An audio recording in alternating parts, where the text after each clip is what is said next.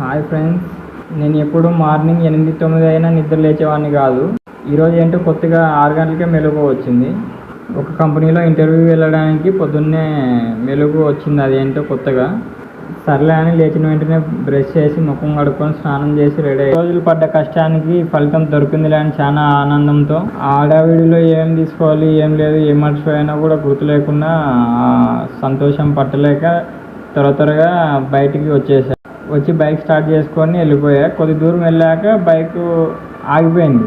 Bike ఆగిపోయిన వెంటనే నాకు చాలా కోపం వచ్చింది. అంటే బాధ కూడా వేసింది అనుకోండి. ఎంత కిక్ కొడుతున్నా స్టార్ట్ కావట్లేదు, సెల్ఫ్ కొడుతున్నా స్టార్ట్ కావట్లేదు. క్షణంలో ఏం చేయాలో తెలియక అటు ఇటు చూస్తూ చాలాసేపు నుంచి కిక్ కొడుతూ అది ట్రై చేస్తున్నా. అప్పుడే వెంటనే సర్లే అని మొబైల్ చూసుకుందామని జోలో చేయి పెట్టా. అయితే మొబైల్ లేదు.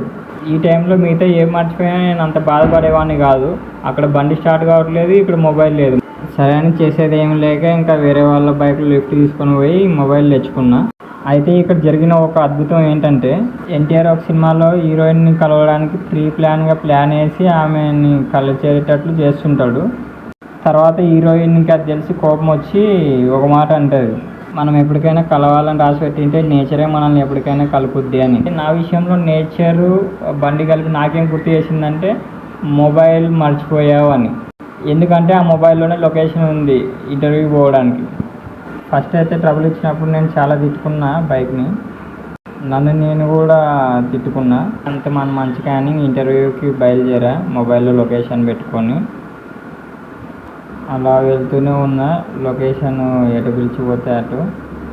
అయితే మధ్యలో వెళ్తూ ఉండగా చాలా ఆకలి వేసింది. ఏమో ఆకలి దంచేస్తుంది, ఒక పక్క ఏమో ఇంటర్వ్యూకి టైం అవుతుంది.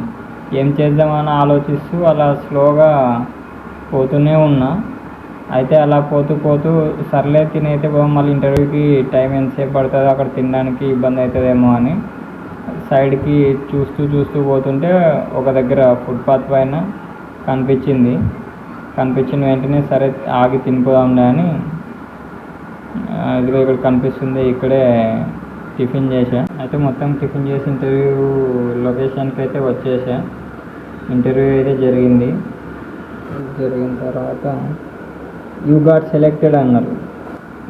దీనికి మొత్తానికి కారణం ఒక అన్న.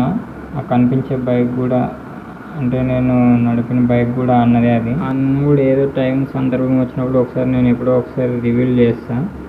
సర్లే ఇంకా మనం రేపు నుంచి సైట్కి రావాలి కదా అని చుట్టుపక్కల ఏమేమి ఉన్నాయని చూద్దామని చూసా. అయితే చెప్పారు ఇప్పుడైతే ఇదంతా మొత్తం వరకు చూసుకోవాలని. ఇది నేను చూసుకోబోయే వర్క్ మొత్తం. ఈ బిల్డింగ్ మొత్తం ఎలివేషన్ అంతా డిస్మాంటిల్ చేసి రీమోడలింగ్ చేయడానికైతే ఇప్పటికి ఈ బిల్డింగ్స్ మొత్తం క్లీన్ చేయాలని చెప్పారు. సర్లే నేను సైట్ మొత్తం చూసుకొని రేపటి నుంచి జాయిన్ అవుతానని చెప్పేసి నేను అక్కడి నుంచి వచ్చేసాను.